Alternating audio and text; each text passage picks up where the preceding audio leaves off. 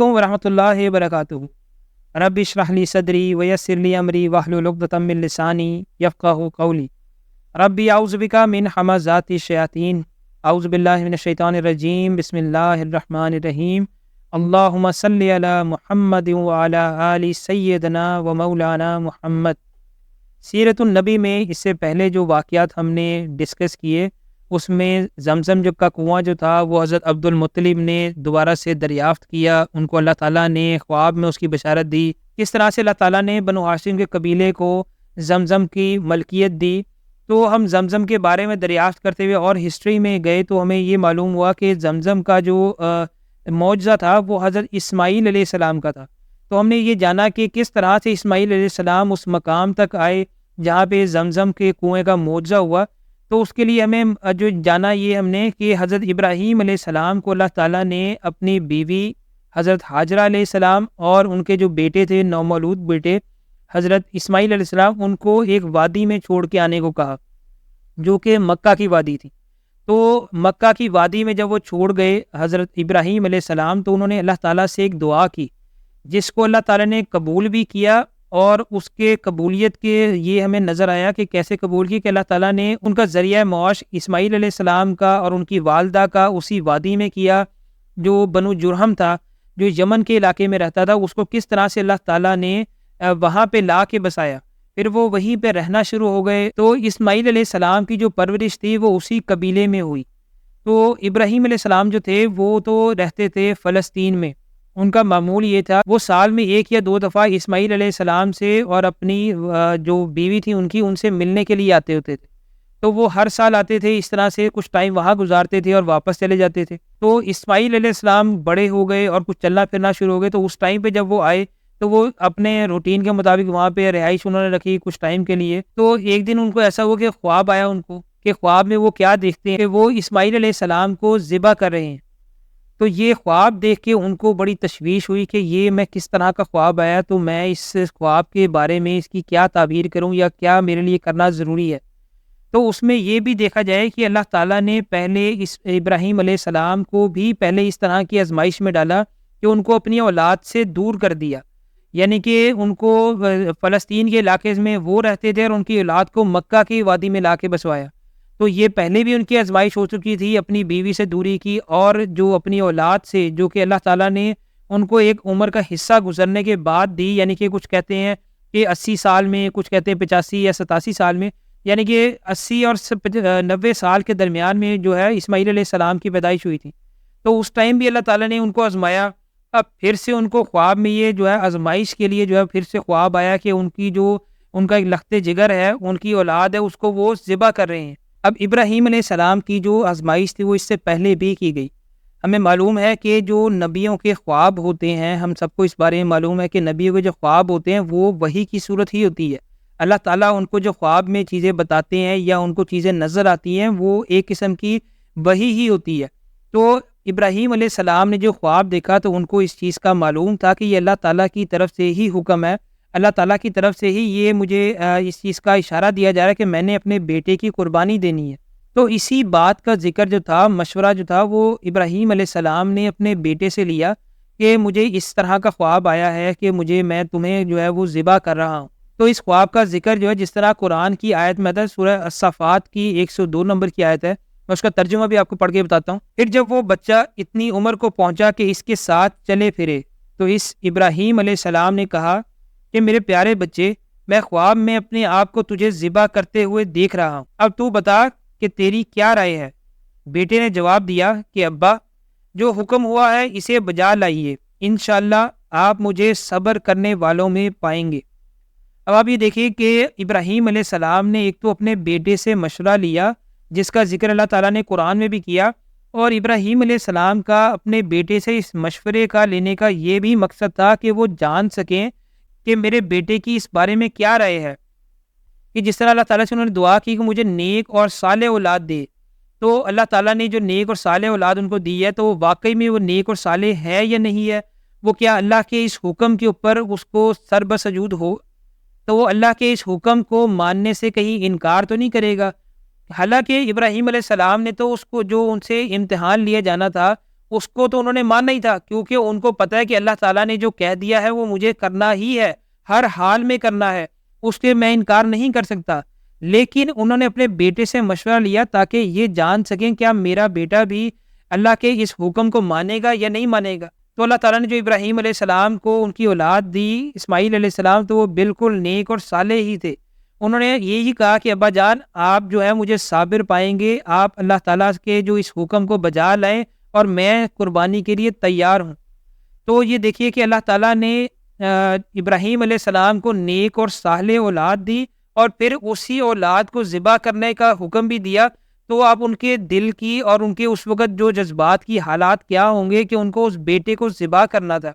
تو اللہ تعالیٰ نے جس طرح ابراہیم علیہ السلام کو جو اتنا بڑا مقام دیا ہے وہ ایسے نہیں دے دیا، ان کی بے شمار جگہ پہ آزمائشیں ہوئی، اور ہر آزمائش میں اللہ تعالیٰ نے ابراہیم علیہ السلام کو جو ہے وہ بالکل ثابت قدم پایا۔ اللہ تعالیٰ کی ہر آزمائش پہ وہ پورا اترے، تو اسی لیے اللہ تعالیٰ نے ان کو جو ہے اپنے خلیل اللہ کا لقب دیا، یعنی کہ اللہ کا دوست۔ اب اللہ تعالیٰ جس کو اپنا دوست بتا رہے ہیں تو ظاہر سی بات ہے جو اللہ کا دوست ہوگا تو وہ ایسے تو نہیں بن جائے گا اللہ کا دوست، اس کی بے شمار جو ہے وہ آزمائشیں بھی ہوئی ہوں گی، اور بہت سی مشکل وقتوں میں انہوں نے ٹائم بھی گزارا ہوگا، اس کے بعد اللہ تعالیٰ کی جو دوستی ہے ان کو وہ نصیب ہوئی۔ اسی لیے تا قیامت جو ہے وہ ہم جتنا ہر نماز میں درود ابراہیمی پڑھتے ہیں تو تا قیامت جو ہے وہ ان کے اوپر سلام بھیجا جائے گا، ان کی آل اولاد پہ سلام بھیجا جائے گا۔ اور یہ بھی یاد رہے کہ جو ابراہیم علیہ السلام کی آل اولاد ہے اس میں ہی نبی کریم صلی اللہ علیہ وآلہ وسلم ہے، تو ابراہیم علیہ السلام کا جو سلام بھیجتے ہیں ان کے اوپر وہ تمام ان کی آل اولاد پہ اور نبی کریم صلی اللہ علیہ وآلہ وسلم پہ بالخصوص بھیجتے ہیں۔ تو اللہ تعالیٰ نے ابراہیم علیہ السلام کو مقام دیا تمام آزمائشوں کے بعد۔ تو اس دفعہ جو یہ آزمائش ہو رہی تھی ان کی، اس میں ذبح کیا جانا تھا اسماعیل علیہ السلام کو۔ تو پھر یہی انہوں نے دونوں نے مل کے فیصلہ کیا کہ ٹھیک ہے، جو اسماعیل علیہ السلام نے کہا کہ ٹھیک ہے میں ذبح ہونے کو تیار ہوں، اور ابراہیم علیہ السلام نے کہا ٹھیک ہے میں اللہ کی رضا کے لیے اللہ کے حکم پہ تمہیں قربان کرنے کو تیار ہوں۔ تو پھر وہ اسماعیل علیہ السلام کو قربانی کے مقام پہ لے گئے، تو دونوں نے ایک دوسرے کی آنکھوں پہ پٹی باندھی تاکہ جو ابراہیم علیہ السلام ہے وہ کہیں اپنے بیٹے کو دیکھ کے یہ کام کرنے سے ہچکچا نہ جائیں، یا ان کے دل میں جو تھی محبت اپنے بیٹے کی ان کے اوپر حاوی نہ ہو جائے کہ میرے سے یہ کام نہیں ہوگا۔ اس وجہ سے انہوں نے اپنی آنکھوں پہ پٹی باندھ دی اور ان کو ذبح کرنے کے لیے چھری جو تھی وہ ان کی گردن پہ رکھی۔ اب اللہ تعالیٰ نے صرف جو ان کو اس چیز کے لیے صرف آزمانا تھا، جس کا ذکر ہے وہ قرآن کی اس سورہ الصافات میں ہی آتا ہے، اس کا تمام واقعہ جو ہے وہ سورہ الصافات میں ہی ہے، تو اس کا میں ترجمہ پڑھ کے آپ کو بتاتا ہوں۔ غرض جب دونوں متی ہو گئے اور اس نے اس کو پیشانی کے بل گرا دیا تو ہم نے آواز دی کہ اے ابراہیم، یقیناً تو نے اپنے خواب کو سچا کر دکھایا، بے شک ہم نیکی کرنے والوں کو اسی طرح جزا دیتے ہیں۔ در حقیقت یہ کھلا امتحان تھا، اور ہم نے ایک بڑا ذبیح اس کے فدیے میں دے دیا، اور ہم نے ان کا ذکر خیر پشروں میں باقی رکھا۔ اب اس ترجمے سے میں جو پتہ چلا اس آیت میں کہ اللہ تعالیٰ نے صرف ابراہیم علیہ السلام کی آزمائش کرنی تھی۔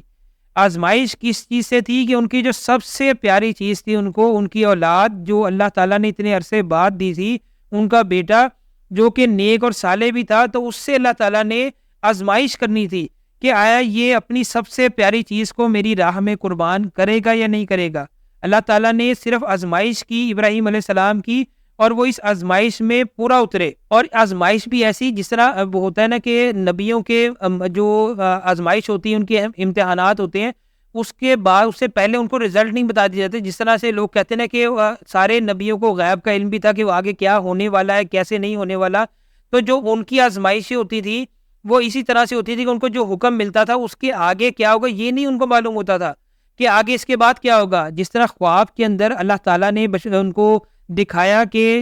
اسماعیل علیہ السلام کو وہ ذبح کر رہے ہیں، تو یہ نہیں بتا دیا کہ ذبح کرنے ہے یا ذبح کر چکے ہو یا کچھ بھی ایسی بات کو اس کا رزلٹ نہیں معلوم تھا، صرف ان کو یہ دکھایا گیا کہ وہ ذبح کر رہے ہیں، یہ نہیں دکھایا گیا کہ ذبح کر دیا ہے،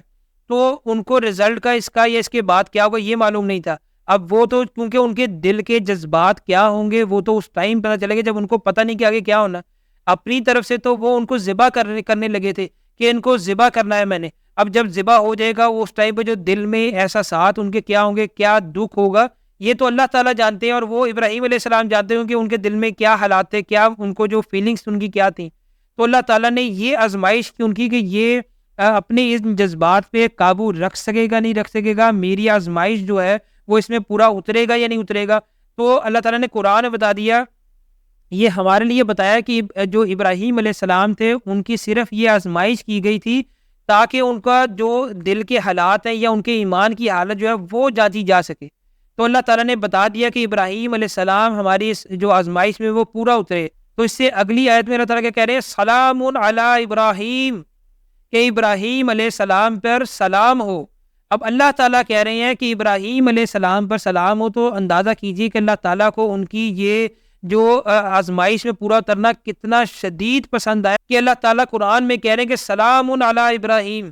کہ ابراہیم پہ سلام ہو۔ اور یہ سلام جو ہے وہ تا قیامت اب جو ہے نا وہ السلام، درود و سلام جو ہے ابراہیم علیہ السلام پہ، ان کی آل پہ بھیجا جاتا رہے گا۔ ہم دن میں 5 دفعہ جو نماز پڑھتے ہیں اس میں ابراہیم علیہ السلام پہ بھی درود اور سلام بھیجتے ہیں۔ تو ہوا یہ کہ اب جب ابراہیم علیہ السلام وہ چھری چلا رہے تھے، تو جب وہ چھری چلائی انہوں نے، تو اس کی ان کے بیٹے کی جگہ ایک مینڈھے کی آواز آئی، جس طرح قرآن میں بھی آتا ہے کہ ہم نے ایک بڑا ذبیح بھیج دیا اس کی جگہ۔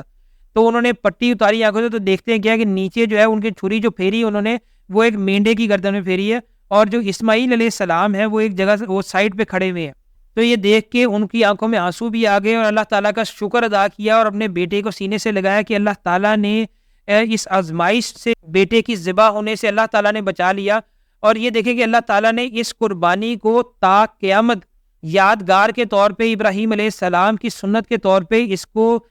برقرار رکھا ہے۔ تو اب اس چیز کا اندازہ لگائیے کہ اللہ تعالیٰ نے ابراہیم علیہ السلام کی سنت کو تا قیامت زندہ رکھا ہے، کہ عید الاضحیٰ جو آتی ہے، جب اس پہ ہر سال جو ہے حج کے موقع پہ بھی، اور عید الاضحیٰ جب جو لوگ حج پہ نہیں جاتے ہیں وہ اپنے گھروں میں عید مناتے ہیں، تو ان کے اوپر جو ہے وہ قربانی کرنا جو ہے وہ جو اس کی استطاعت رکھتے ہیں ان پہ فرض ہوتی ہے یہ کہ وہ قربانی کریں۔ اور وہ قربانی جو ہے وہ سنت ابراہیمی ہے، اس کی یاد کو تازہ رکھنے کے لیے ہم ہر سال جو ہے وہ قربانی کرتے ہیں، اور یہ عمل جو ہے وہ تا قیامت یاد رکھا جائے گا۔ اور ابراہیم علیہ السلام کی سنت کو، اس قربانی کو، ان کے اس قربانی کے جذبے کو ہر سال تا قیامت یاد کیا جائے گا۔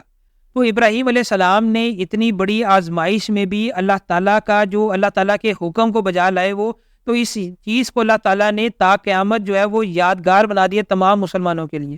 تو اس میں ہم دیکھیں یہ کہ ابراہیم علیہ السلام کے جو قربانیاں ہیں اور جو معجزات ہیں، اللہ تعالیٰ نے اس کو تا قیامت جو ہے وہ یادگار کے طور پہ اور فرائض کے طور پہ مسلمانوں کے اوپر فرض کر دیے ہیں۔ جس طرح حاجرہ علیہ السلام کی جو سعی تھی، وہ چکر لگانے تھے صفا مروہ کی پہاڑی کو، تو اللہ تعالیٰ نے وہ عبادات کے اندر اس کو فرض کر دیا ہے۔ جو مسلمان کا حج یا عمرہ ہے وہ اس کے بغیر نہیں ہو سکتا۔ زمزم کا پانی جو تھا اسماعیل علیہ السلام کا معجزہ، اس کو اللہ تعالیٰ نے تمام انسانیت کے لیے بابرکت بنا دیا ہے، اس میں شفا ہے اس پانی میں۔ تو ہر مسلمان چاہتا ہے وہ ایک دفعہ زندگی میں لازمی زمزم کا پانی ضرور پیے۔ تو زمزم کا پانی جو تھا وہ اللہ تعالیٰ نے بابرکت بنایا۔ اس کے بعد جو اگلی قربانی ہوئی کہ اللہ تعالیٰ نے ابراہیم علیہ السلام کے ہاتھوں سے جو ذبح کرنے کو کہا اپنے بیٹے کو، تو وہ قربانی بھی اللہ تعالیٰ نے یادگار بنائی، اور اس کو سنت ابراہیمی کے طور پہ ہم ہر سال عید الاضحیٰ پہ جو ہے اس کو فرض اس کا پورا کرتے ہیں۔ تو ابراہیم علیہ السلام کی جو سنتیں ہیں، جو ان کے قربانیاں ہیں، وہ تا قیامت جو ہے وہ یاد ہی رہیں گی، اس کو کوئی بلا نہیں سکتا، کیونکہ وہ ہمارے ایمان کا حصہ ہے، اس طرح سے کہ ہماری عبادات میں شامل ہیں، ہمارے فرائض میں شامل ہیں۔ تو انشاءاللہ میں اگلی ایپیسوڈ میں بتاؤں گا کہ اس کے بعد جو ہے وہ اسماعیل علیہ السلام اور ابراہیم علیہ السلام کی زندگی میں کیا واقعات آئے، اور کس طرح سے ہم ان واقعات کو جو ہے وہ جوڑ کر نبی کریم صلی اللہ علیہ وآلہ وسلم کی زندگی تک لے کے جائیں گے۔ اس کے بعد اللہ تعالیٰ نے ابراہیم علیہ السلام اور اسماعیل علیہ السلام سے کیا کام لیے، کون سے ایسے ان سے بڑے کام لیے جو تا قیامت جو ہے وہ یاد رکھے جائیں گے۔ السلام علیکم ورحمۃ اللہ وبرکاتہ۔